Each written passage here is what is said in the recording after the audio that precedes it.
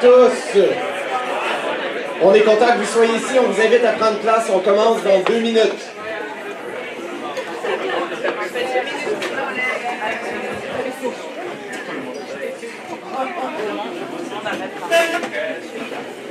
Est-ce que c'est lui?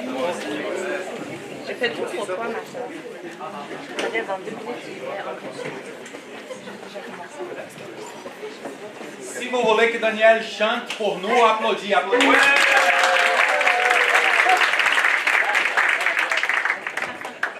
C'est bon, ben, merci Norton, tu m'as appris à déléguer, donc Christelle, je vais te déléguer cette tâche.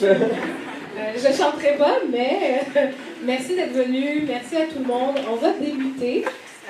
Premièrement, je me nomme Christelle, Daniel avec moi. On fait partie du comité Mix Collectif. Donc, merci d'être en grand nombre. Vous pouvez nous donner une main d'applaudissement parce qu'on est full house. Donc, nous sommes environ une centaine de personnes ici à bien vouloir en apprendre plus sur les relations saines. Et donc, avant tout et avant de commencer, on voulait juste un peu, je vais laisser la parole à Daniel tantôt là, pour qu'il puisse vous expliquer quel est le mix collectif. Mais à titre de un peu statistique, savoir un tout petit peu qui, ici, c'est la première fois que vous venez à un événement mix collectif. Wow! Est-ce que moi je peux poser une autre question? Qui a fait plus qu'une demi-heure de transport pour venir? Qui a fait plus qu'une heure de transport pour venir? Plus que 2 heures? Est-ce qu'il y en a qui ont fait... Oh, wow! Parfait.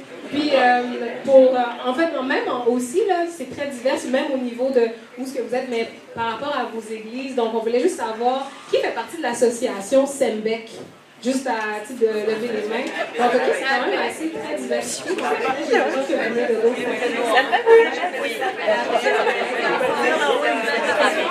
vient d'une église ici, qui est située ici à Montréal? OK, parfait. De Laval, une église située à Laval. Rive-Nord même, ils sont même au nord. Peut-être de la Rive-Sud. OK. Gatineau. Puis Capitale nationale Québec. Parfait, super. C'est vraiment fun. Bécancour. Oh! C'est vrai, c'est très diversifié. Donc, on vous remercie, puis je vais laisser la parole à Daniel qui va vous expliquer un peu quel est le mix collectif. Oui, juste au cas où, juste avant, juste au cas où vous ne le saviez pas, on a une table de collation derrière. On a Audrey qui fait partie du CA du collectif qui est là, qui va se faire un plaisir de vous servir. C'est la contribution volontaire si vous voulez nous aider financièrement à pourvoir pour faire en sorte qu'on ne soit pas dans le rouge au niveau des collations. Mais jusqu'à date, ça va quand même bien. Qu'est-ce que le mix collectif? Donc, il y a quand même beaucoup de gens qui sont ici pour une première fois. On essaye à chaque événement de pouvoir juste exposer un peu qu'est-ce que le collectif mix, qu'est-ce qui est la vision pour vous aider à mieux comprendre ce que c'est et aussi pouvoir ensuite en parler à des gens qui pourraient être intéressés par nos événements. Donc, il y a à peu près 2 ans, notre père fondateur, Yannick, avait commencé à établir cette vision-là et s'était trouvé des gens qui avaient embarqué avec lui à mettre sur pied un projet, une initiative, un ministère qui est aujourd'hui le Mix Collectif. Et notre vision, c'est de faire en sorte que les chrétiens évangéliques, pour le moment au Québec, même si on a des gens aussi de l'Est de l'Ontario francophones avec nous aujourd'hui, mais c'est de réunir des chrétiens évangéliques francophones ensemble pour être édifiés par des enseignements dans nos événements, que des enseignements pour développer des amitiés les uns avec les autres, pour agrandir ou vivre l'unité en Christ qu'on vit à travers l'Église avec un grand E, développer des amitiés inter-églises, les entretenir. On mentionne aussi très ouvertement, très explicitement, qu'on espère aussi que les célibataires qui ont envie de rencontrer quelqu'un et d'honorer Dieu par un mariage, que ça puisse aussi être un endroit où est-ce qu'on puisse rencontrer des gens, où est-ce qu'on puisse potentiellement développer quelque chose qui pourrait mener à un mariage, mais on ne veut jamais que ce soit le focus principal. On veut toujours que ça reste l'amitié en premier. Puis Dieu voulant, si ça se passe bien, ben, peut-être qu'il y a des belles relations qui vont se développer avec ces amitiés-là. Avant de laisser la parole à Yannick, je veux juste prier pour commencer plus officiellement notre événement, et ensuite on va se lancer dans la partie plus conférence de notre événement. Donc je prie. Oui Seigneur, merci beaucoup parce qu'on est réunis ici, une centaine de personnes. Merci pour tous mes frères et mes sœurs qui sont présents dans ce sous-sol d'église, où est-ce qu'on va pouvoir être édifiés, être encouragés par ce que Norton va nous présenter. Merci pour l'intérêt des gens ici à vouloir t'honorer, à vouloir vivre des amitiés, des relations émotionnellement saines qui vont être à ta gloire.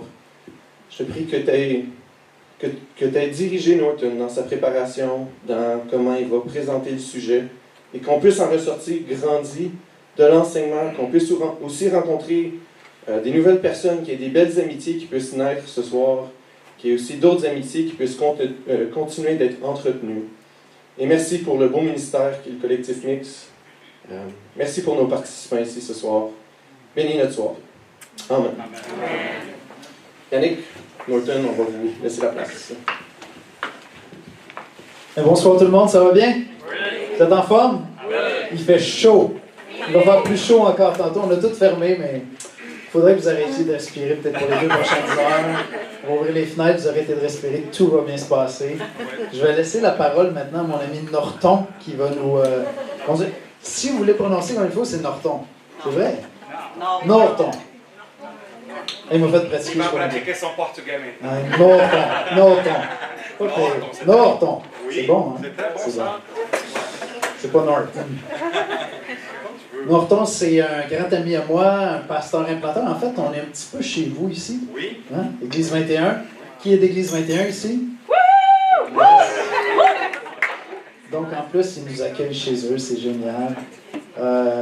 Norton est avec son épouse Tatiana et ce sont des missionnaires qui ont appris à aimer vraiment passionnément le Québec. Ils sont tombés en amour avec les Québécois. Ils aiment plus les Québécois que les Québécois s'aiment eux-mêmes. C'est vrai, c'est vrai. Ils sont vraiment passionnés puis ils ont appris à nous connaître. Implanter l'église ici, l'église 21. Combien d'années que vous êtes au Québec? Ça fait 10 ans, ça va arriver à 10 ans. Ça va arriver à 10 ans, puis très bientôt, vous allez nous quitter. Oui.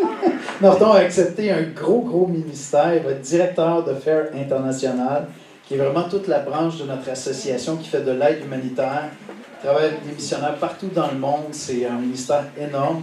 Et donc, il va aller diriger ça à Toronto, de Toronto au mois de mars. Priez pour Église 21. Ils sont dans tout ça. Ils sont en train d'appuyer Norton Tatiana, puis en même temps chercher la direction de Dieu pour la prochaine étape pour l'Église. Donc, priez pour Église 21. Et Norton a développé vraiment une spécialité dans toute cette question de vivre notre spiritualité de manière émotionnellement saine. Si vous voulez trouver ou connaître un peu d'où viennent ses influences, Peter Scarzero, qui a écrit certains livres en français, vous pouvez en trouver sur Amazon. Il aborde toute cette question d'être sain dans nos émotions, à la lumière de la parole de Dieu, de ne pas avoir des vies chrétiennes qui sont soit uniquement cérébrales ou en même temps qui ne sont pas équilibrées émotionnellement. Et donc, il est vraiment bien placé pour nous apporter cet enseignement-là. Puis tout à l'heure, on va discuter ensemble, on va faire des conversations, on va échanger ensemble. Donc, bonne conférence. Merci beaucoup.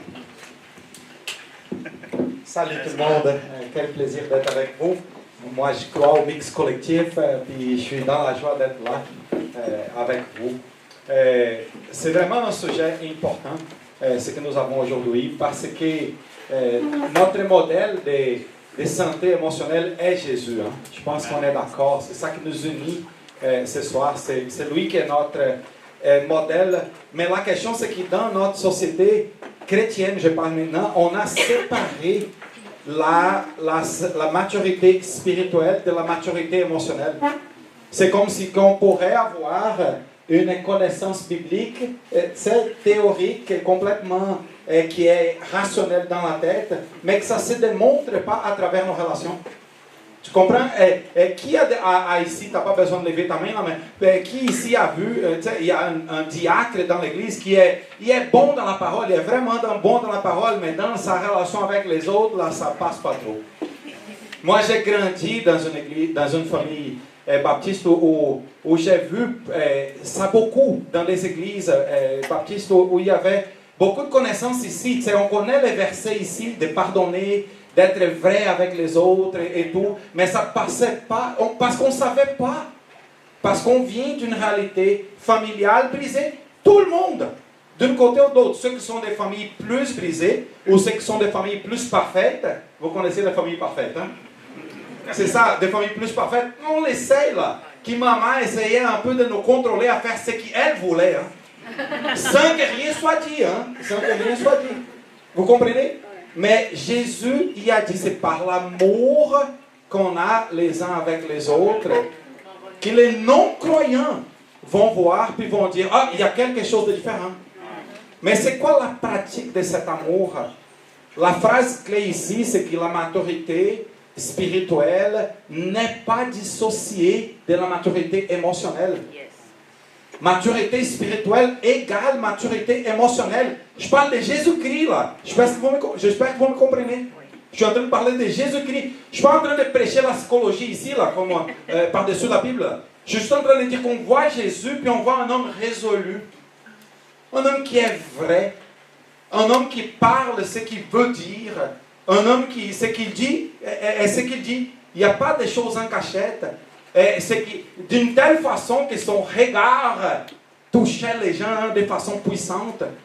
Et puis plusieurs fois, ça nous manque.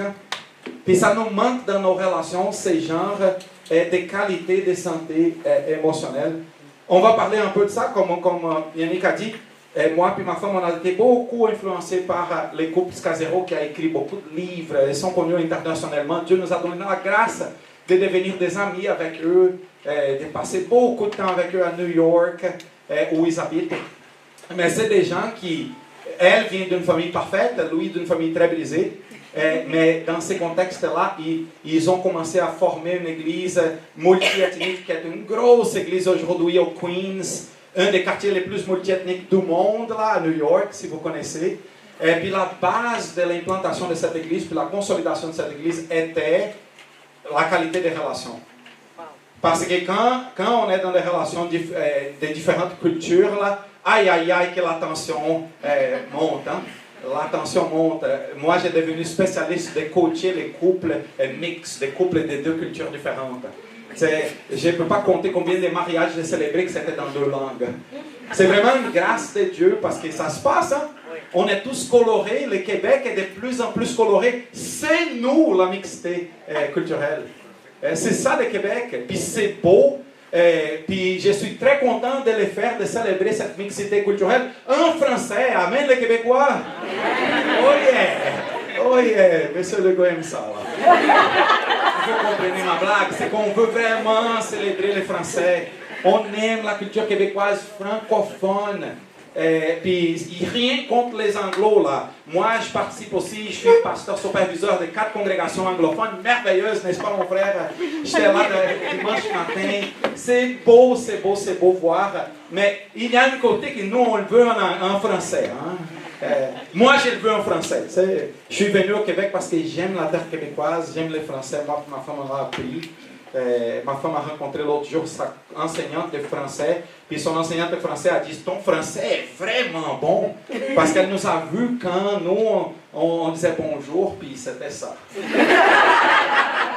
mais par la grâce de Dieu, on a tombé en amour avec le Québec. Vous avez aucune idée combien ça me brise le cœur de les voir partir pour servir un projet qui a des projets d'aide humanitaire et des crises internationales dans 50 pays au monde. C'est fou, incroyable de voir ce que Dieu est. Comment il y a des gens pauvres et qui souffrent dans le monde. On a bougé 4 couples missionnaires, presque 2 millions de dollars dans la frontière de l'Ukraine et la Pologne. Et moi, je suis fier du fellowship pour ça. Là. On est là en train d'aider ceux qui souffrent. Puis ça fait partie. Hein. C'est l'évangile qui rayonne là où on est. Mais ça va me faire... c'est déjà difficile. J'ai déjà pleuré trop avec plusieurs personnes. Mais ce n'est pas le sujet d'aujourd'hui. C'est ça. Vous voyez que j'aime parler. Hein? On peut y aller là parce qu'il y a 2 outils qu'on veut traiter aujourd'hui. C'est arrêter de lire des pensées et clarifier les attentes. Il y a une chose qui est trop malsaine dans nos vies. c'est que nos familles nous ont appris certaines patterns. Comment ça se dit en français ça là? Paramètres, quoi? Pattern. On se disait hein, que c'est tout mêlé à Montréal, mais c'est ça. Certains patterns, nos familles nous ont enseignés inconsciemment. Hein? C'est pas conscient. Mais nous, on les a tout appris. Tu sais, il y a une phrase qui est clé pour nous dans ces affaires d'émotionnellement sain, c'est que grand-papa, c'est que Jésus peut habiter ton cœur, mais grand-papa habite tes os. Là. Tu comprends? C'est là, tu n'es même pas au courant, parfait. Plusieurs fois, on n'est pas au courant. Mais nos origines nous habitent, nous forment. Qu'est-ce qu'on pense? Comment est-ce qu'on pense que la vie est? À quelle heure ça se mange les soupers pour vous, là? À quoi? Non, mais dis-les à peu près, là. 5 heures. C'est ça, 5 heures. 6h30. C'est ça. Pour nous, chez nous, là, c'est genre 8h30. Là, on commence à voir. À quelle heure qu'on couche les enfants? Tu sais, grosse crise des relations dans notre église. C'est que pour les Brésiliens, regarde, les enfants ils couchent quand ils veulent, à 11h, c'est correct, ils vont survivre. Pour les Québécois, quoi? Tu sais, mon ami Steve Cloutier a appelé la crise avec des Brésiliens dans son église. Parce qu'on arrive, puis les enfants ne sont pas couchés, puis pour les Québécois, les enfants tous dorment à 7h. Pour les Québécois, les enfants dorment. Les Brésiliens sont comme, qu'est-ce qu'ils font avec les enfants? Les amis, on a tellement de choses qui nous appartiennent, puis dans notre monde multiethnique, là, il y a tellement de choses que nous, on pense que c'est vrai, puis on impose aux autres. C'est pas nécessairement vrai. Pour que les relations soient saines, on a besoin de beaucoup plus de communication. Puis les versets de base pour nos deux outils d'aujourd'hui, tu vois, il y a Exode 20:16, tu ne porteras pas de faux témoignages contre ton prochain. C'est que nous, on pense qu'il pense, puis on les juge l'autre dans ce qu'on pense qu'il pense. Puis la relation va mal, parce qu'on est tous en train de juger, puis en train de se chicaner, parce qu'on pense qu'il pense ou qu'elle pense. On n'a pas clarifié ça, là. On n'a pas dit, on n'a pas été... C'est un faux témoignage, je pense qu'il pense. C'est pas vrai qu'il pense ça. Puis plusieurs fois, quand nous on se communique, là on dit, ah, tu pensais pas ça?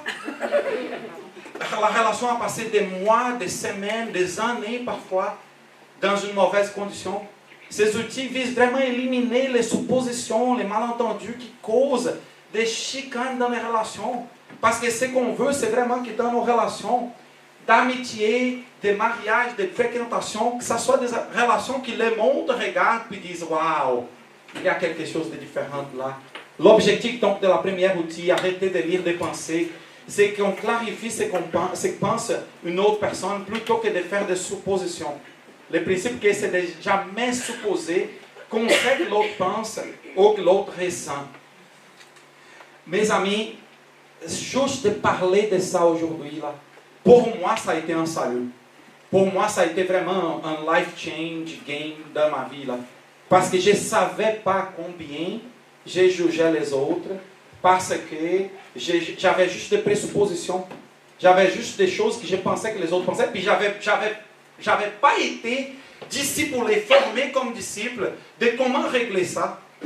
C'est parce que dans ma famille, on n'avait pas cette capacité de communication comme ça. C'est rare des familles qui ont une autre capacité, même parce que de génération en génération, ça change la façon de communiquer. Puis là, les plus vieux, on a de misère à parler avec les plus jeunes, puis même de les former. Mais l'évangile, c'est ça, c'est que l'évangile nous invite à vivre dans une nouvelle famille de Jésus, où le pattern s'est inspiré de Jésus. Puis parfois, ça nous demande beaucoup d'abandonner certains patterns qui viennent de notre famille d'origine, qu'on a vraiment besoin de décider d'abandonner, de dire ça, c'est pas bon. Mais comment identifier ça? C'est à travers ces outils que je vois vraiment que ça m'a aidé, puis je vous partage aujourd'hui.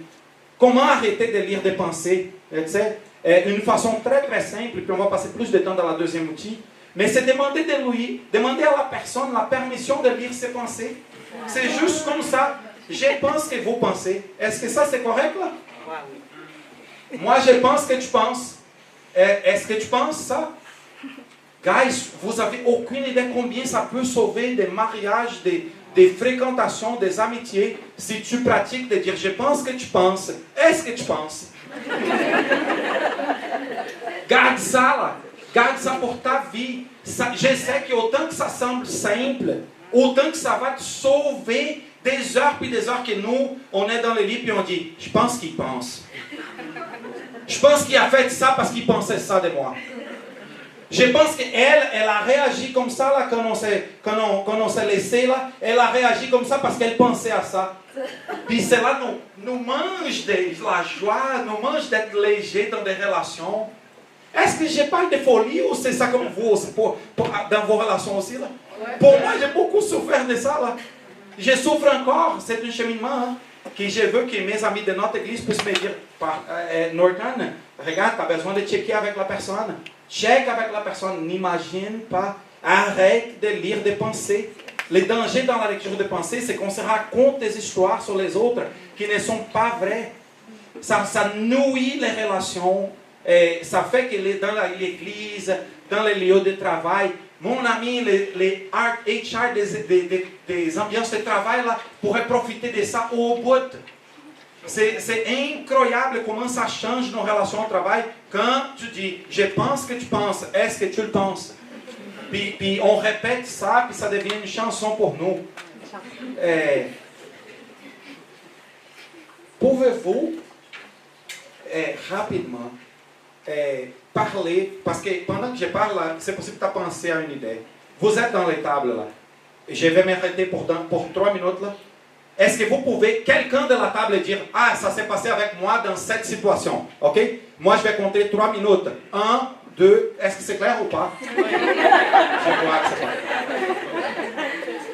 Dans vos tables, là, vous avez tous pensé un peu à cette idée-là, puis quelqu'un va dire « Ah, moi, j'ai vécu cette situation.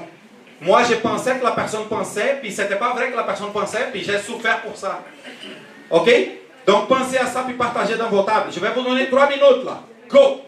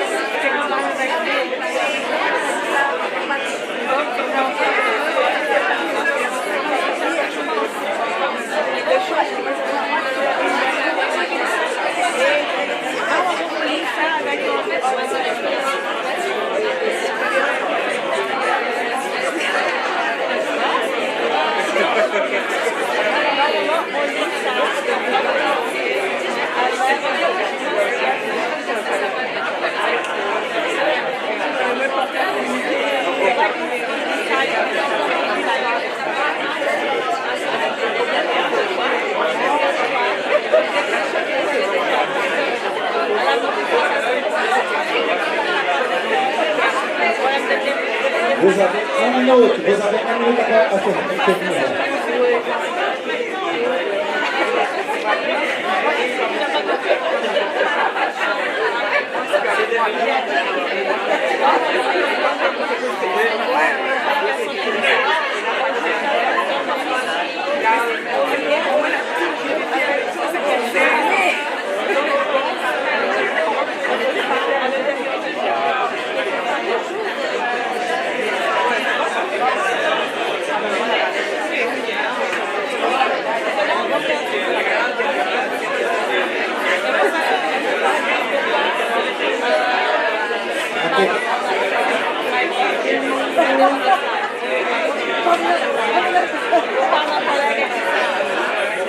Hey, valeu, valeu, valeu. Salut, salut, salut, salut.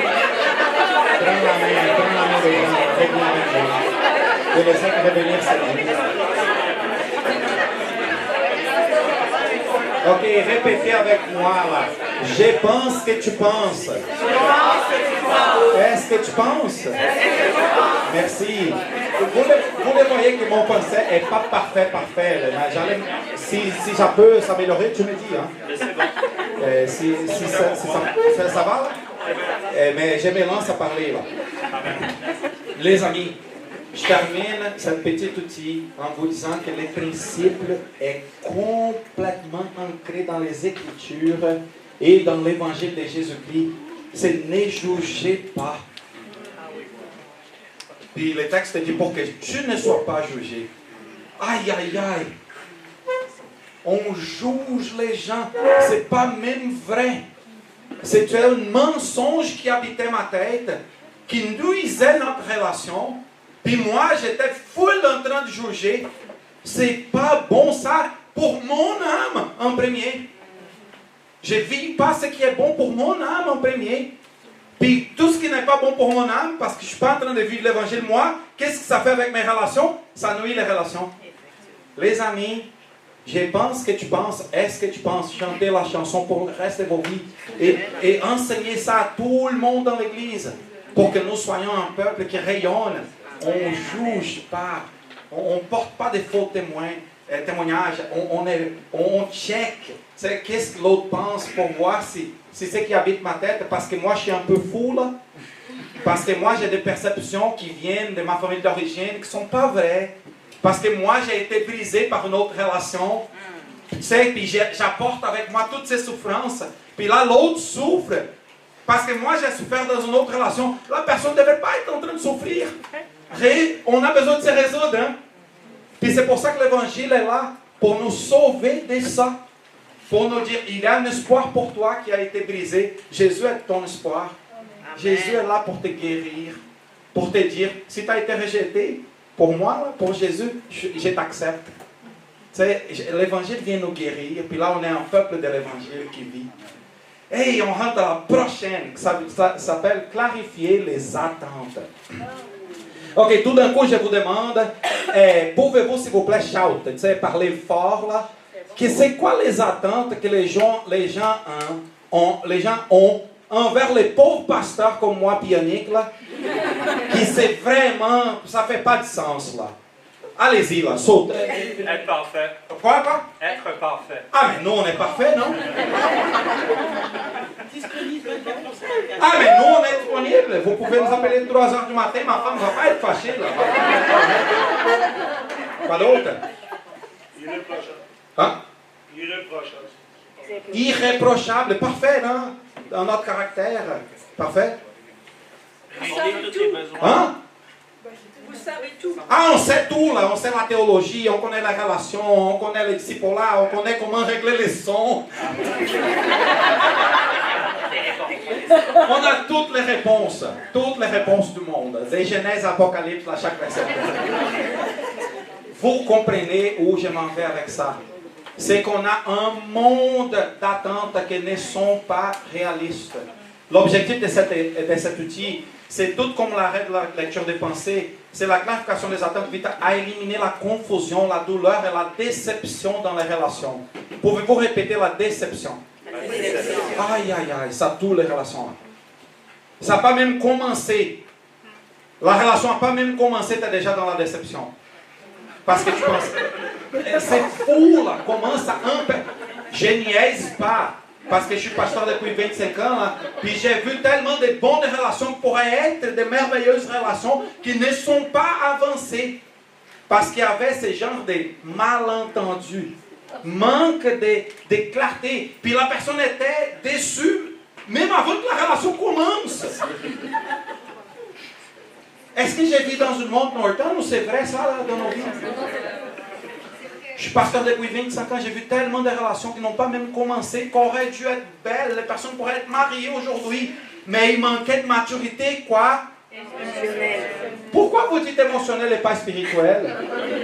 C'est la même chose. Parce qu'une personne mature spirituellement, ça va porter des fruits d'amour, n'est-ce pas? Mais nous, on sépare. Hein? C'est comme si notre vie était compartimentalisée. Guys, aujourd'hui, c'est un gros appel pour nous de grandir émotionnellement. Parce que c'est de grandir spirituellement pour la gloire de qui? De Jésus dans nos vies. À travers nos relations. Et pour que nous, on ne perd pas d'avoir de belles relations. L'autre jour, je me suis chicané avec Yannick. Là, on a réglé ça mardi passé, hein Yannick? On a pris 1h30. Puis on se dit, on a besoin de se parler là. Les amis, si on ne se parle pas, hein, ça garde, ça nourrit. Puis il t'a dit, là, on est des amis, on s'aime, je t'aime tellement, Yannick. Mais l'ennemi est contre nous, est contre les beaux mariages. Et comme dit Daniel, ça peut sortir d'ici si il y a de maturité. Ah, merci, spirituelle. Merci que tu m'as corrigé, j'allais dire émotionnel. Si nous, on vit ce que Jésus a vécu, que c'est la parole incarnée, c'est le spirituel qui devient chair en Jésus, qui prend chair en Jésus, qui prend chair en nous, les peuples de l'Évangile. C'est ça la question de spiritualité émotionnellement saine. C'est d'arrêter de compartimentaliser notre vie. Le principe, c'est de reconnaître que si certaines attentes sont valables ou non, et apprendre à clarifier les attentes avec les autres. De nombreuses attentes sont inconscientes, irréalistes, non exprimées, non acceptées. Le quatrième est le plus grand problème. Mais inconscient, la personne ne sait pas que tu t'attends. Ma femme a grandi dans une famille où les anniversaires, les fêtes, c'est une grosse célébration. Moi, j'ai grandi dans une famille que papa ne se rappelait même pas de notre fête. Ok? Puis là, on rentre dans notre mariage. Qu'est-ce que ma femme attend de moi là? Elle était la bébé de la famille. Ça veut dire que quand sa mère voyageait, il y avait 4 cadeaux. Elle a un frère et une sœur. Il y avait 3 cadeaux, un pour chacun, puis un autre pour la bébé. Moi, j'ai vu, mon papa voyageait, il retournait, on ne savait même pas quand est-ce qu'il allait retourner, tu sais. Je sais que je viens d'une famille plus brisée, là. Mais le point, c'est quand l'attente à ma femme, là, quand on voyage.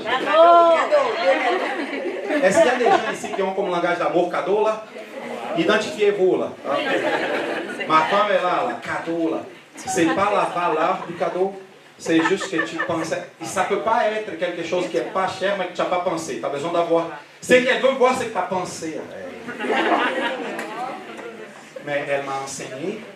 Nous, on ne savait pas ça. Puis il y avait des bugs dans nos relations parce qu'elle avait des attentes envers moi qui étaient inconscientes parce qu'elle avait grandi avec une maman qui faisait ça. Elle avait grandi dans un espace qu'elle vivait ça. Moi, non. Elle avait cette attente inconsciente. Mes amis, je ne parle pas de Norton et Tati, là, je parle de vous, là. C'est vous qui avez beaucoup d'attentes qui sont complètement inconscientes, qui viennent de vos familles d'origine. Comment vous avez grandi? Irréaliste. Complètement irréaliste. J'ai le goût d'ouvrir la table parce que je sais que quand nous on est vrai, là, ça commence à sortir, c'est vrai que c'est irréaliste mon affaire, là. Mais je le porte. C'est non exprimé. Je ne sais pas même nommer parce que je suis inconscient. Quand je ne suis pas conscient, je ne peux pas dire à mon chum ou à mon ami, moi, j'ai cette attente. Tu me textes à chaque semaine. C'est ça l'amitié. Vous comprenez? C'est des choses que nous, on a.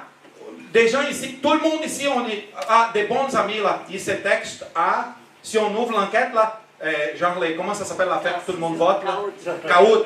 Si on ouvre les caouts là, il va avoir genre 25% que c'est à chaque jour. Ça, c'est vraiment attaché là. 25% à chaque semaine. 25% aux 2 semaines. 25% aux 3 mois, c'est correct. Moi, je m'en fous. Je n'ai pas attaché. C'est ce qui... Mais vous comprenez l'idée. Chacun a une chose dans sa tête qui est inconsciente. La prise de conscience est la première chose. Clarifier les attentes. La question de $1 million, c'est quelles attentes avons-nous le droit d'avoir et quelles attentes n'avons-nous pas le droit d'avoir. Qu'est-ce qu'est une attente valable et qu'est-ce qu'est une attente non valable? Nous ne savons même pas que nous avons une attente jusqu'à ce que nous soyons en colère au-dessus. Est-ce que tu t'identifies à la dernière phrase? Moi, je m'identifie au bout. C'est fou combien ça monte, oui. question. Qui détermine si c'est variable ou non variable? On va y arriver, merci. Merci. Est-ce qu'on peut applaudir la courage?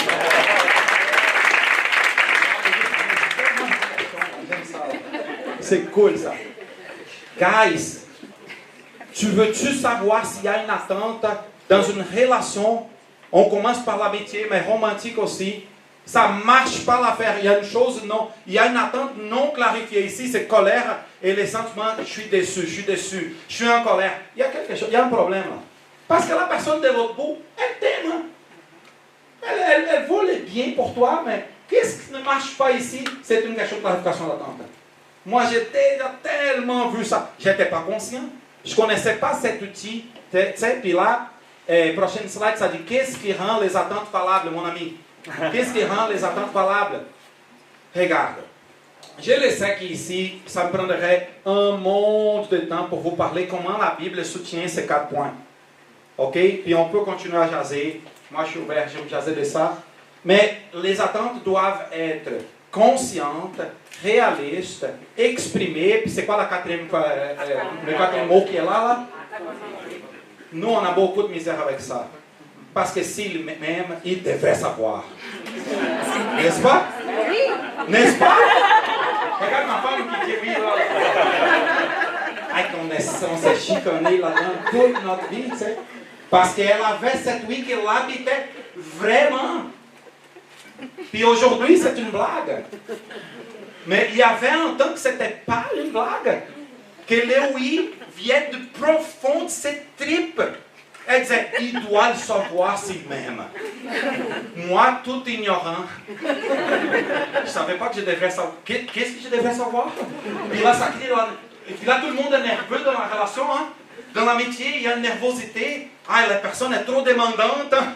Parce qu'elle veut que je sache ce que je ne sais pas. Hein? Vous comprenez où je m'en vais? C'est difficile.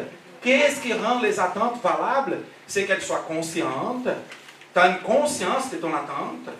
Elle est réaliste, l'autre peut répondre à ça. Ça fait du sens. C'est exprimé, tu as dit que tu as cette attente. Puis l'autre a dit, parfait, moi je peux répondre à ça. Puis là, on est comme, là cette attente est valable. Là, tu peux la voir, puis tu peux dire aujourd'hui, Norton, tu n'as pas pris les vidanges, tu n'as pas vidé les vidanges, tu sais. Parce qu'elle n'a pas vidé les vidanges, elle vide encore, pardon. Elle vide encore. Mais c'est moi qui dois mettre les sacs après. Quand les vidanges sortent, qui met les nouveaux sacs? C'est moi.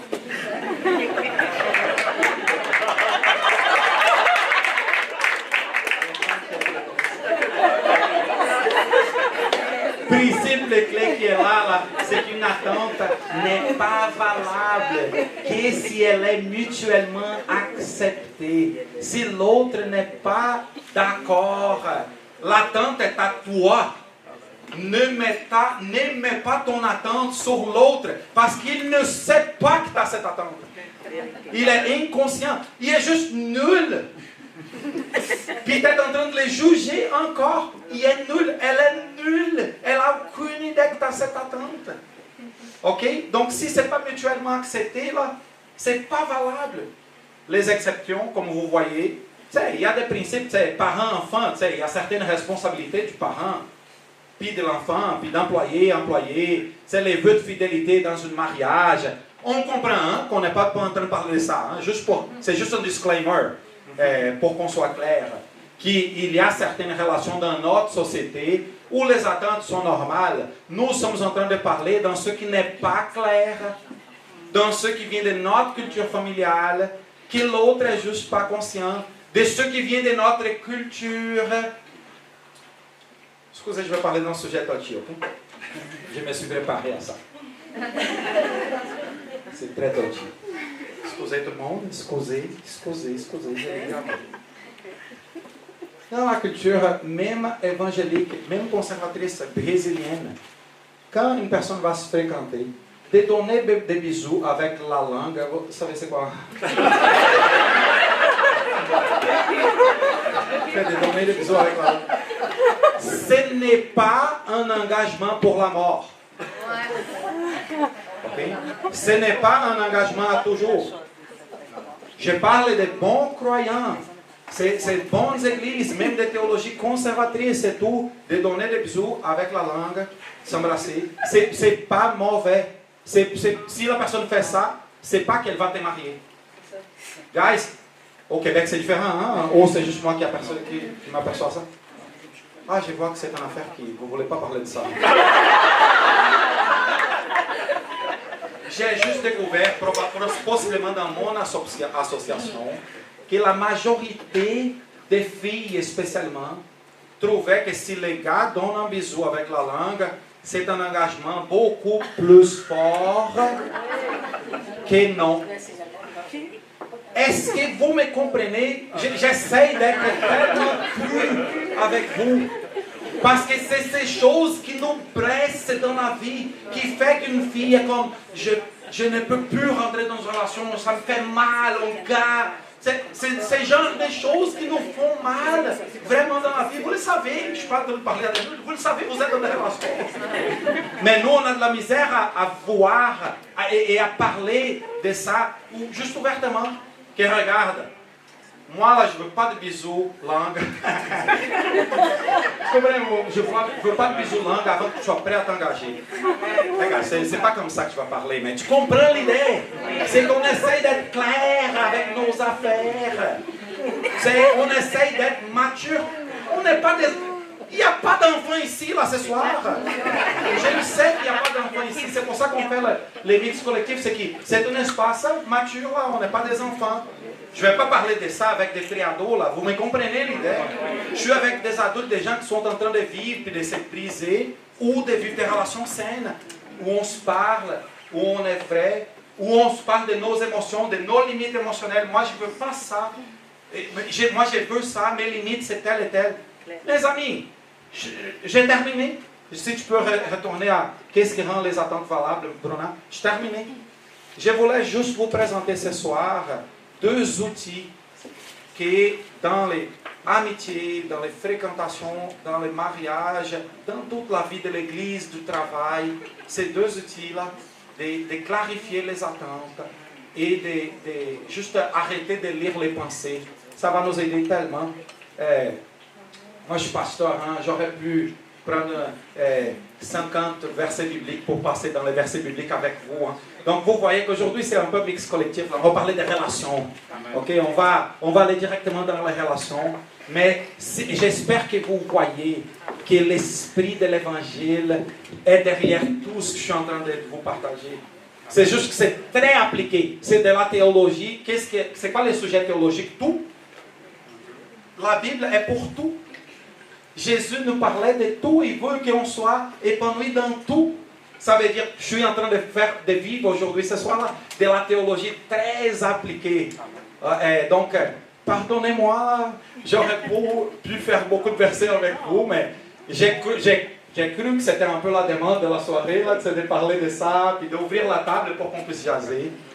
Donc, merci de votre grâce envers moi. C'est avec beaucoup d'amour que je vous partage ça, puis en priant Dieu que ça soit vraiment utile, que ça soit bénissant pour vous. En Jésus-Christ.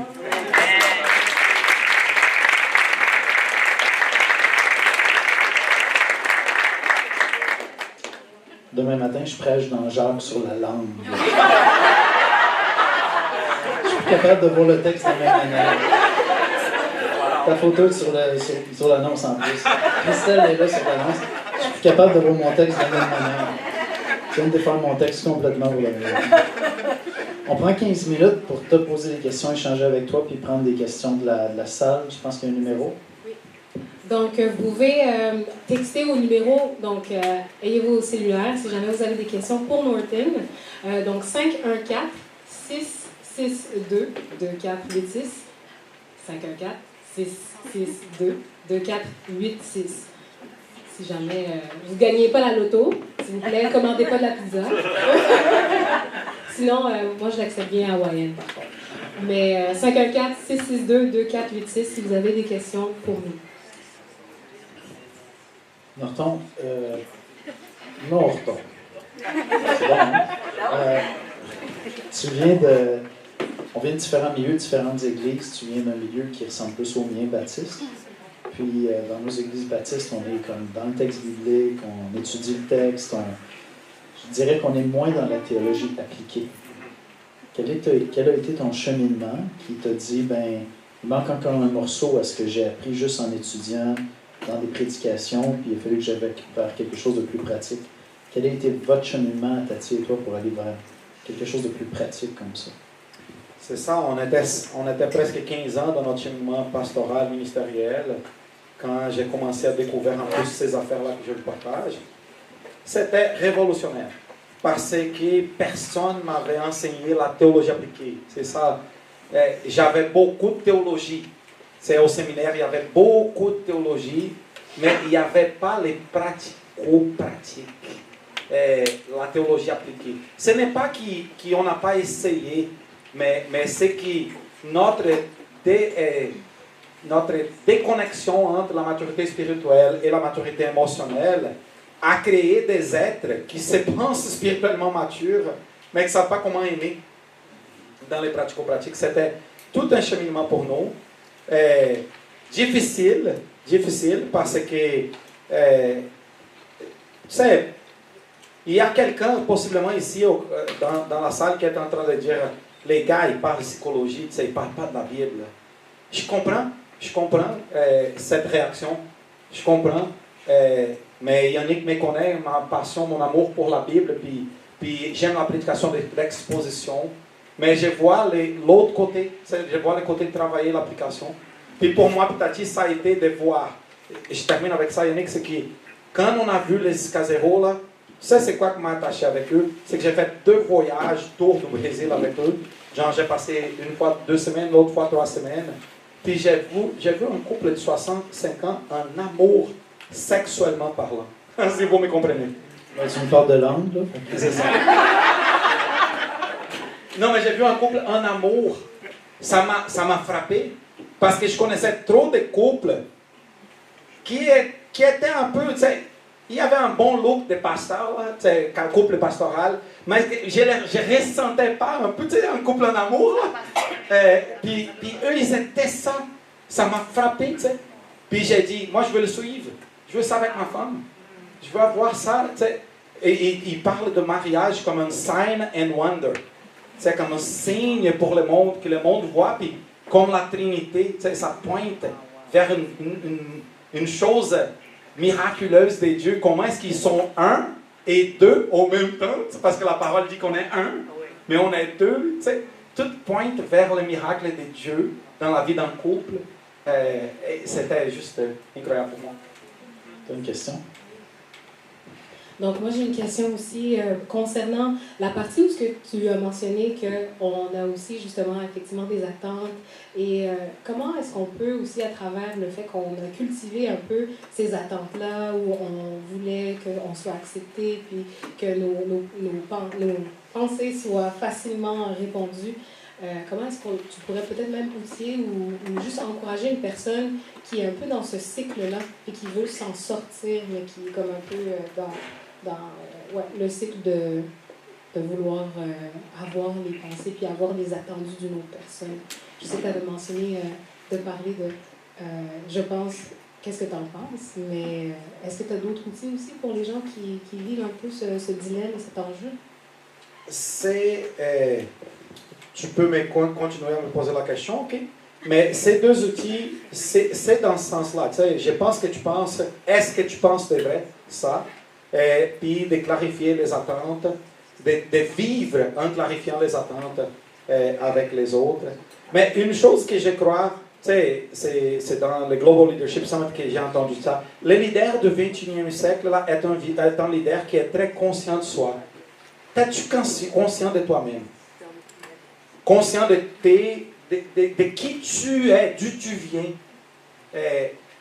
Parce qu'on impose tellement de choses sur les autres, ça se dit là? On met tellement de choses, de lourdeur sur les autres. On n'est pas même conscient qu'on fait ça, qu'on est lourd dans les relations, romantiques ou d'amitié. Mais ces gens, donc j'essaie de te dire que ces outils-là qui sont là, mais une quête d'une conscience de soi. Tu viens d'où? Tu es qui? Tu veux aller où? Vraiment une profonde conscience de toi en Christ. Tu sais, de comment Christ t'a formé, puis qu'est-ce quoi il t'appelle à faire. Tu sais, je connais une missionnaire elle a fini une relation de fréquentation parce qu'elle avait un appel missionnaire. Puis son chum qu'elle aimait n'avait pas. Quel courage, hein? Dans un monde où la relation romantique est tellement importante, puis nous, on veut, tu sais, des gens qui veulent une relation romantique, c'est précieux ça. Mais elle a dit non, parce que je le sais, c'est pas l'appel de Dieu pour moi. Est-ce que vous comprenez ce que je veux dire par une profonde conscience de soi? T'as-tu clair c'est qui toi, d'où tu viens, où tu es et où Dieu veut que tu vas? Puis là, avec cette clarté, là, les relations sont, c'est plus simple. Oui. Donc, j'ai plusieurs questions, merci, hein, déjà beaucoup, déjà 15. Donc, je vais y aller avec un peu celui qui revient. Donc, comment, dans le ministère, est-ce qu'on peut gérer certaines situations où les attentes sont acceptées, mais que ça peut faire 3 ou 4 fois que l'on reprend la personne? Est-ce qu'on peut estimer que la relation ministérielle doit se séparer, histoire de garder la paix? Donc, comment est-ce qu'on peut gérer une certaine circonstance comme cela? Wow, c'est profond, merci beaucoup. Merci beaucoup. On n'est pas... Regarde, quand la clarification d'attente est faite, puis on voit qu'il y a une clarté, puis la Bible nous enseigne, hein, quand va toi et ton prochain, puis t'invites un autre, puis là t'invites un autre, t'invites les anciens, tu arrives à l'église. Quand il y a ce cheminement qui est sain de Matthieu 18, oui, il y a des moments pour juste un jour, là, j'ai dû participer, comment ça se dit, à finir une relation de travail avec mon frère, qui travaillait dans notre entreprise au Brésil. Puis on a dû le mettre dehors. C'est tough, hein? C'est tough de finir, mais c'était la meilleure chose à faire. Puis une fois que tu travailles, c'est une question de courage. Une des choses que j'ai vues, vous pouvez me dire si ce n'est pas vrai, mais en étant un gars qui vient de dehors, après 10 ans, j'aime le Québec d'amour, comme Yannick a mentionné, mais j'ai vu dans notre culture québécoise, il y a un quai d'une idole de la paix. Pas juste dans l'Église. Dans la culture québécoise, on ne veut pas briser la paix. On veut garder, on veut... C'est pas de chicane dans la cabane, ça c'est, hein? Pas de chicane dans la cabane. Ça veut dire, on est le peuple de la joie, hein? La joie de vivre du Québécois. Parfois, on a juste besoin de comment ça se dit, le passé, le quoi? C'est fini. C'est lâche. C'est lâche, c'est ça. Parfois, c'est juste fini. C'est fini, puis ici, tu ne vas pas t'épanouir. Dans notre relation, tu ne vas pas t'épanouir. Possiblement dans un autre endroit, tu vas t'épanouir. Bye. Beaucoup de ce que tu dis, Martin, je pense que ça revient à l'idée justement d'être gracieux, d'être en paix avec moi-même et avec Dieu, puis d'avancer courageusement dans des relations, oser dire des choses, oser clarifier des attentes, puis le faire avec grâce. Puis j'ai aimé ça, le fait que tu te dis, finalement, ce qu'on veut, c'est être comme Christ. Quand on regarde ce que Jésus apporte dans les évangiles, dans ses relations avec les gens, c'est comme, wow, c'est vraiment l'être humain parfait qui discerne quand c'est le temps d'écouter, quand c'est le temps d'être sévère. C'est ça. Je t'écoutais parler, puis je repensais, là, je ne voudrais pas mettre personne mal à l'aise, mais il y a des situations qui sont très difficiles comme pasteur où on doit confronter des gens avec des péchés dans leur vie. Et jusqu'à présent, à chaque fois que c'est arrivé dans mon ministère, souvent j'ai demandé aux gens, est-ce que tu crois que je t'aime alors que je suis en train de te dire ça? Et à tout coup, la personne me disait, je sais que tu m'aimes. Je vois que tu m'aimes. Même si on est en train de dire ces choses-là qui sont très difficiles. Ça revient à clarifier des attentes, à dire les choses clairement. Et à oser les dire clairement, puis c'est pas évident au Québec pour nous de faire ça. En dialoguant avec toi, Yannick, il y a un autre outil. On a 8 outils dans notre boîte à outils des relations émotionnellement saines. 8 outils proposés par les Casero, là, puis ça, c'est 2. Ça, c'est une. Ces deux-là ensemble, c'est une. Des 8. Il y a une autre qui s'appelle The Ladder of Integrity. l'échelle de l'intégrité. Tu sais, comment est-ce que je peux m'exprimer pour dire vraiment ce que je pense, puis comment la personne a brisé une valeur pour moi. OK? C'est une façon de quelques questions que ça se pose pour que j'arrive à m'affirmer vraiment. Et une des principes, c'est pour ça que j'ai pensé à ça, Yannick, un des principes, c'est tu ne peux pas partager l'échelle d'intégrité avec quelqu'un qui t'a préparé avant que tu sois sûr que la personne ne va pas se sentir jugée. Ça va avec les outils d'aujourd'hui aussi. Hein? C'est que si tu es en colère, tu as besoin de travailler ta colère avant. C'est quoi mon attente à moi qui n'est pas résolue? Parce que possiblement, c'est toi qui as besoin de demander pardon à la personne. Parce que c'était une attente que la personne n'avait pas acceptée. Finalement, on n'est pas en train de parler des relations, on est en train de parler de nous. C'est nous qui avons besoin de grandir là, pour que nos relations soient plus saines. Donc, oui, vraiment, Yannick, beaucoup de grâce. Ta question est très bonne. Pendant que je te partage ça, pendant que je clarifie cette attente, est-ce que tu te sens aimé? Est-ce que tu ressens que je t'aime? Je fais ça parce que je t'aime. Je veux que notre relation avance. C'est une très bonne ajout au processus. J'ai quelques questions qui se relient ensemble, donc je vais les résumer. Donc, comment, dans un sens, développer des relations émotionnellement saines lorsqu'on est une personne qui est un peu moins expressive dans les émotions? Est-ce que ça, par exemple, justement, ce que tu mentionnais, est tout autant valable pour une personne qui a du mal ou qui est juste naturellement juste moins émotive? J'ai réfléchi parce que je veux avoir aussi une posture prophétique avec vous. Ça veut dire de proclamer la vérité que je crois qui vient de la parole de Dieu. Tu sais. Le plus petit verset de la Bible, c'est Jésus a pleuré tu sais, dans la mort de Lazare. Je crois que si tu es une personne qui est moins émotionnelle ou capable d'exprimer des émotions, tu as besoin de grandir. C'est une question clé dans ton disciple-là. Excusez, moi j'y crois. D'apprendre à sentir, à sagement ressentir les émotions et à se réjouir dans les émotions et à sortir d'un christianisme, d'une vie qui est jusqu'ici, qui ne se réjouit pas de l'être humain au complet que Dieu a créé émotionnel. Hein?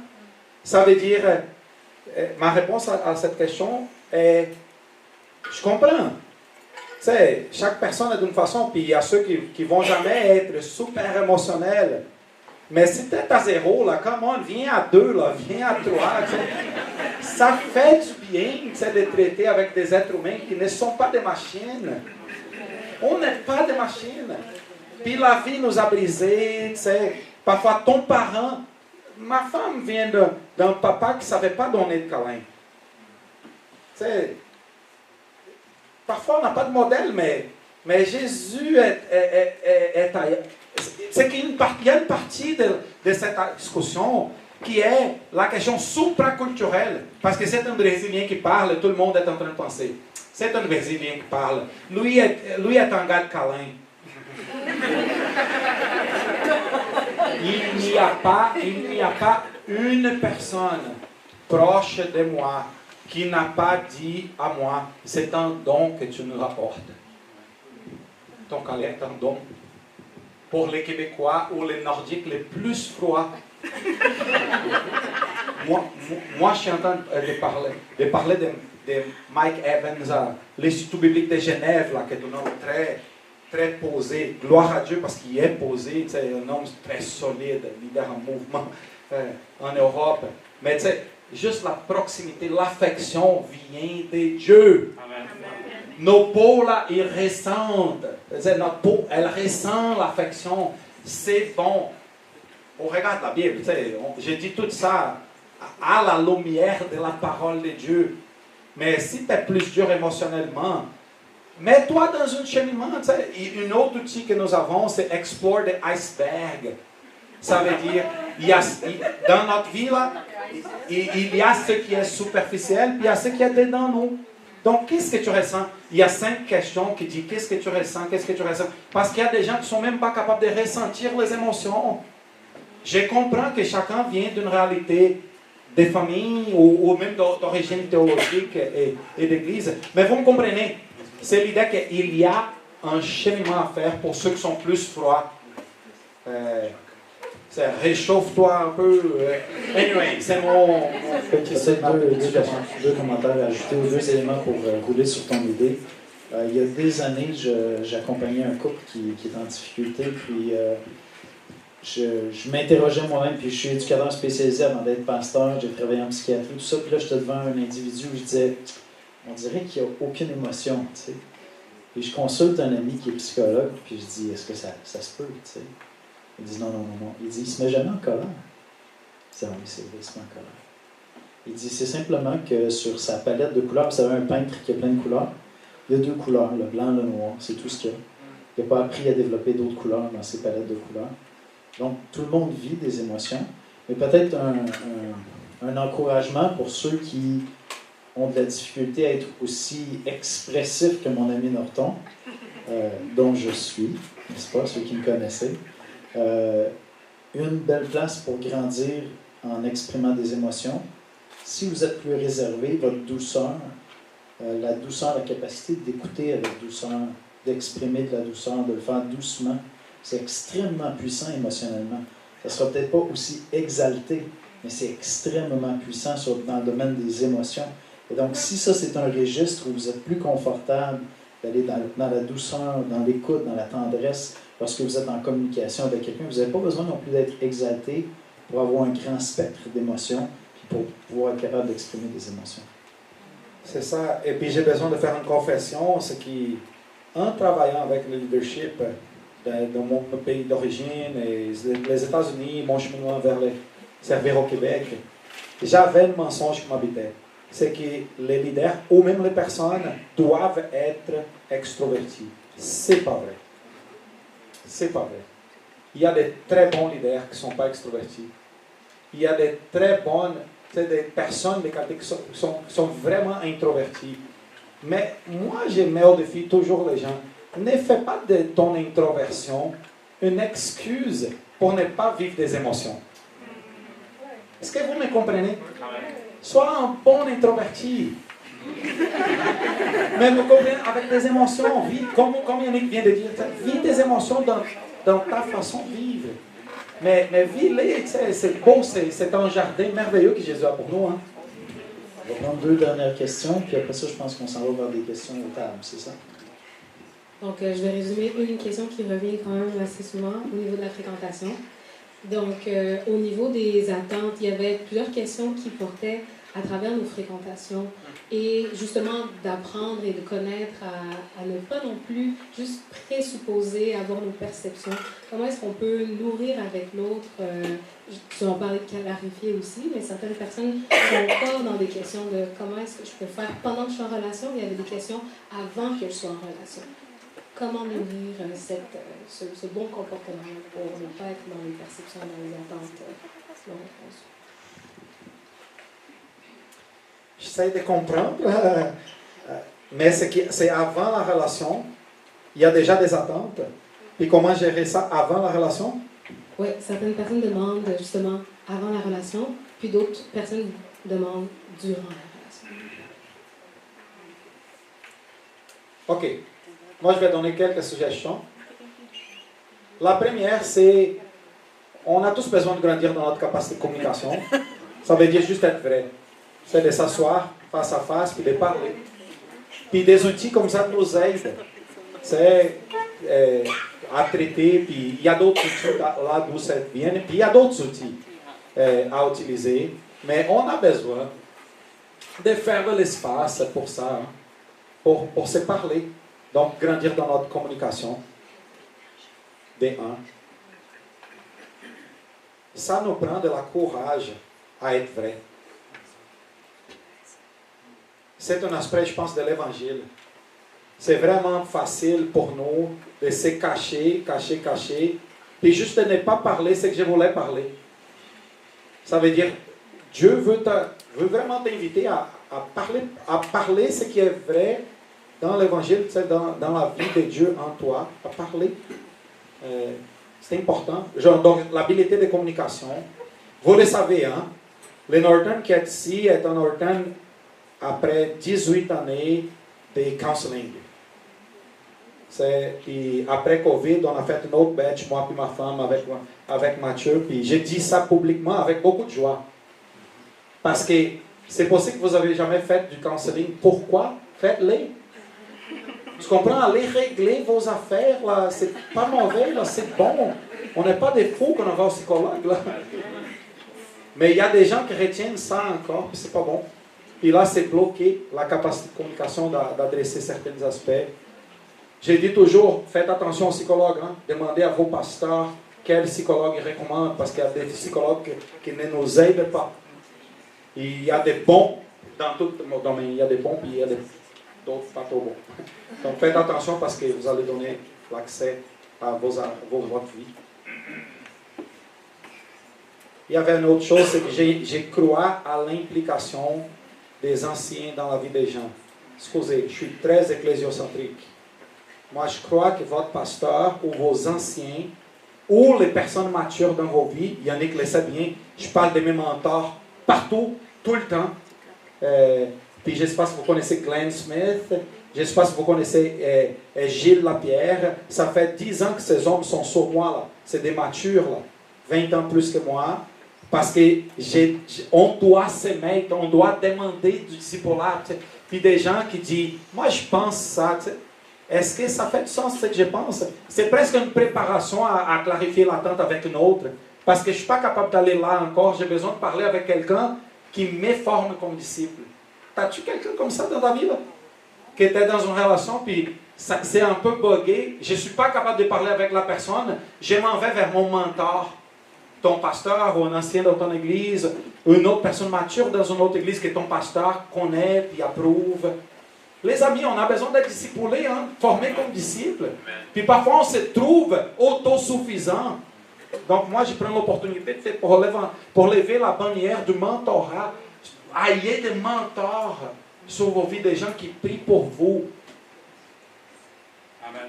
La chose la plus difficile pour moi, dans mon processus de déménager à Toronto prochainement, c'est de laisser Gilles Lapierre dans ma vie. C'est un ami de cœur. Il connaît Norton, les shadows, puis les lumières, puis il m'aime, puis il m'accompagne, puis il m'encourage. C'est qui ça pour toi? Ayez des Gilles dans vos vies, là, pour pouvoir dealer avec quand on est bugué dans une relation d'amitié romantique. Merci Norton. Puis justement, ton mentor, la question sur ta réponse sur le mentorat fait même preuve à la dernière question, c'était par rapport à que fait-on lorsque je suis bloquée, j'ai envie de communiquer, mais s'il y a un blocus. Donc je pense que ce que tu viens tout juste d'amener aussi, d'aller saisir justement cette opportunité-là d'avoir un mentorat puis d'avoir un discipline aussi. Donc merci. Mais j'aimerais rajouter une dernière chose à ça, qui c'est les jeunes et la prière. Je ne sais pas si je prononce bien les mots jeune. Vous comprenez, n'est pas manger.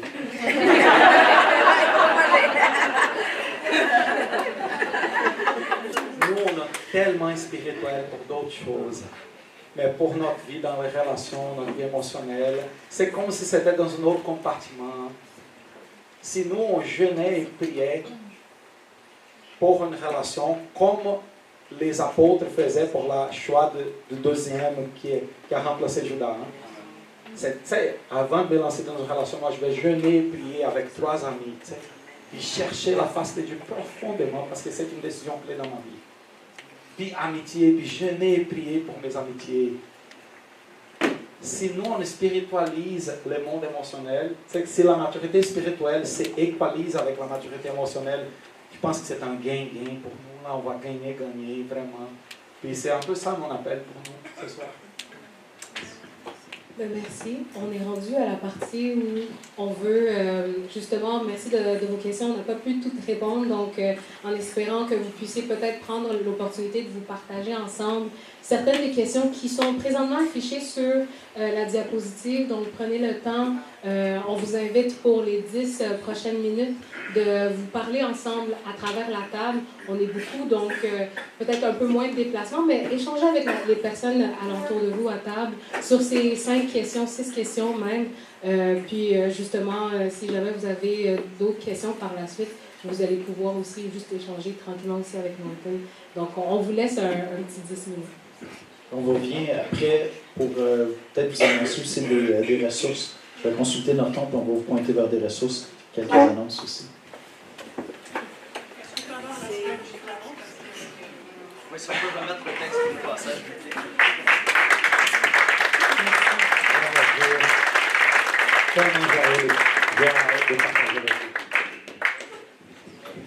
Donc on se revient dans 10 minutes.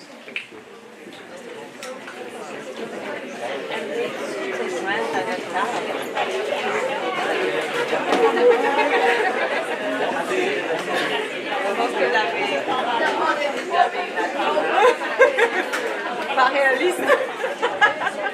Non, m'exprimer. Non, mais à tenir avant la déception profonde et que je suis en train de vivre. La tristesse, la douleur. Ah, le budget, ça fait mal.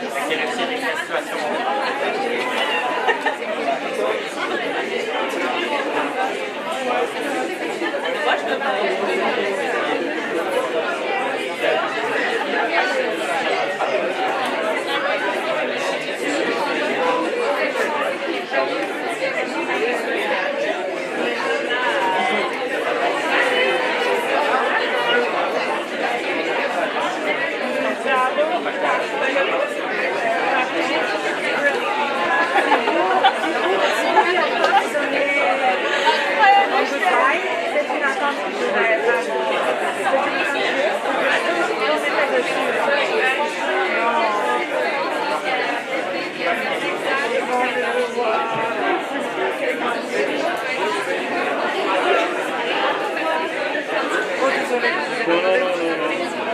Non, tu non casser ça, perché prima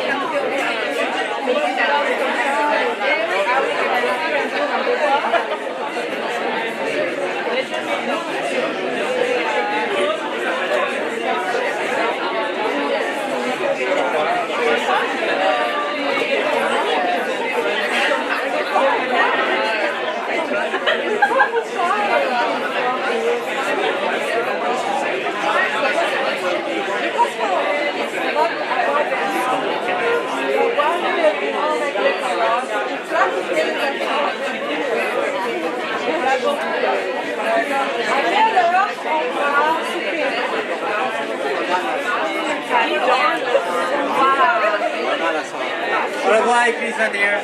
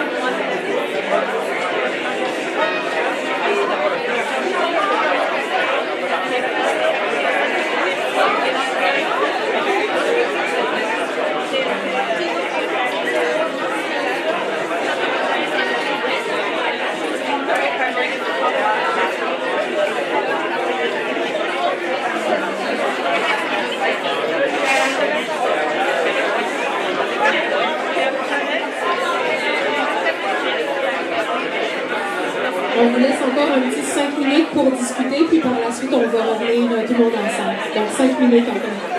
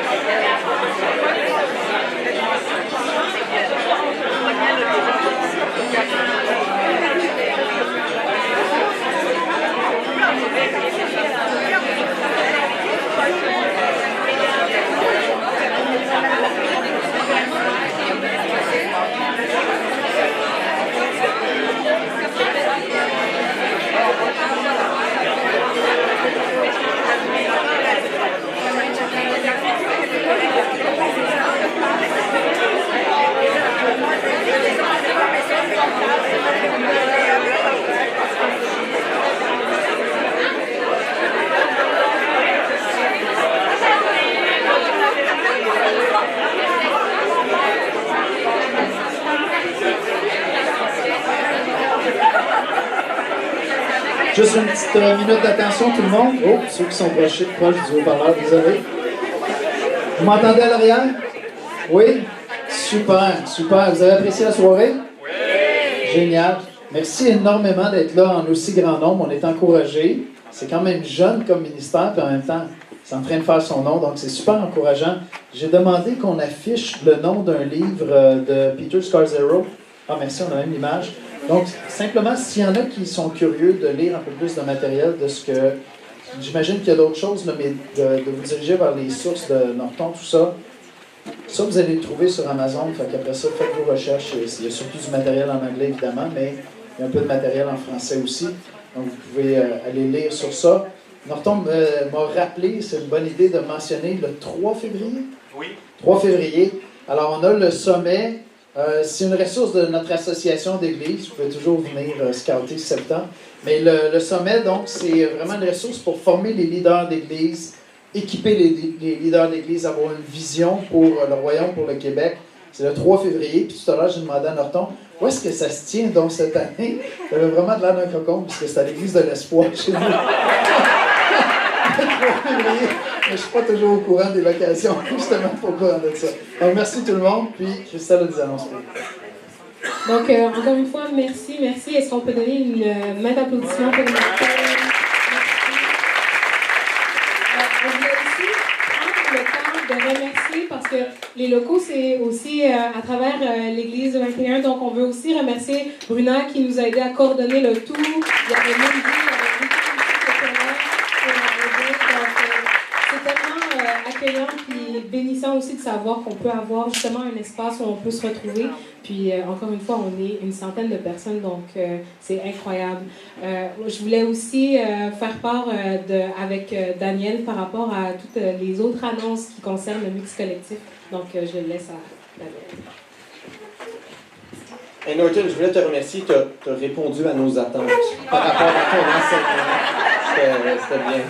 On a beaucoup travaillé à clarifier ça devrait être quoi la soirée. C'était très bon. Yes! Je vous avais expliqué un petit peu qu'est-ce qu'était le collectif mix au début de la soirée.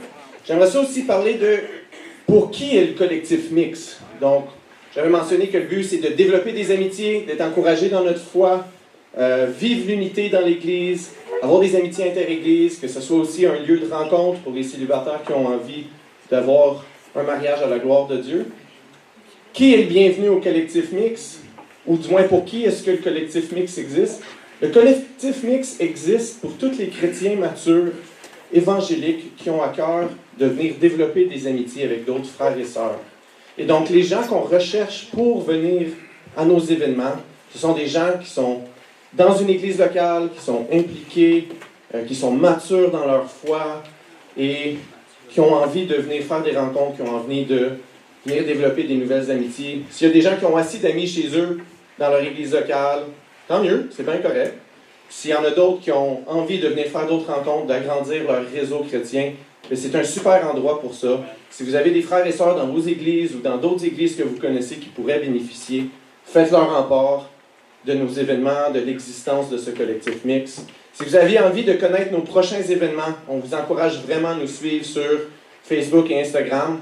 On a aussi le site web mixcollectif.ca. Allez voir à ces 3 endroits-là pour connaître nos prochains événements. On n'a pas nécessairement la date de tous nos prochains événements, mais en 2024, on va essayer d'avoir 4 autres événements conférences comme on vient d'avoir.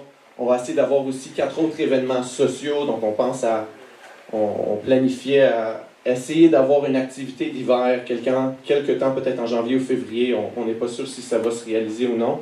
Et on pense que le 2 mars, donc là, il y avait le 3 février pour le sommet. Le 2 mars, on est pas mal sûr de faire notre prochain événement conférence. Si vous voulez déjà le marquer, on n'est pas sûr encore de l'endroit. Donc nous, on va continuer les leaders à planifier ça. Et j'en profite pour dire, on n'est pas tant que ça de leaders. Vous savez, on a Élise, on a Audrey, on a Christelle, on a Mickaël, Yannick et moi. Et on est à la recherche aussi de d'autres personnes qui auraient envie de nous aider. Donc, si vous avez beaucoup aimé l'événement, si vous avez à cœur de venir servir, ou si vous êtes juste curieux de voir si vos dons, vos qualités, vos compétences pourraient nous aider, on organise une petite rencontre d'information sur Zoom mardi prochain Vous devriez avoir reçu un courriel aujourd'hui par rapport à l'événement, puis aussi par rapport à cette rencontre Zoom-là. On cherche des gens qui pourraient nous aider avec la logistique de l'événement. Ça paraît peut-être pas, mais il y a des dizaines d'heures de préparation dans un événement comme celui-ci. On cherche des gens aussi qui ont des bonnes compétences en communication. Si ça vous intéresse, si vous pensez à quelqu'un que ça pourrait intéresser, on a une rencontre, une petite rencontre d'information d'une demi-heure. Puis, ça serait cool qu'il y ait des gens qui viennent. Sinon, ben, on va continuer. On pense qu'on répond à un désir, à un besoin chez la communauté chrétienne de se rassembler ensemble. Donc, ça conclut pas mal l'élément officiel de notre soirée. On a encore le bâtiment pour une bonne heure et demie, donc on peut très bien rester ici, continuer la conversation. Quand on va devoir fermer, bien, on peut continuer à un resto pas loin si ça nous tente. On vous encourage à rester, on vous encourage aussi à aller rencontrer d'autres gens, de vous présenter, à essayer de mettre en application le but de rencontrer, de réseauter avec d'autres frères et sœurs de différentes églises. Merci beaucoup tout le monde d'être là. On peut venir avec une main d'applaudissement. Je vous souhaite bonne soirée. Bien content d'avoir vécu ça avec vous.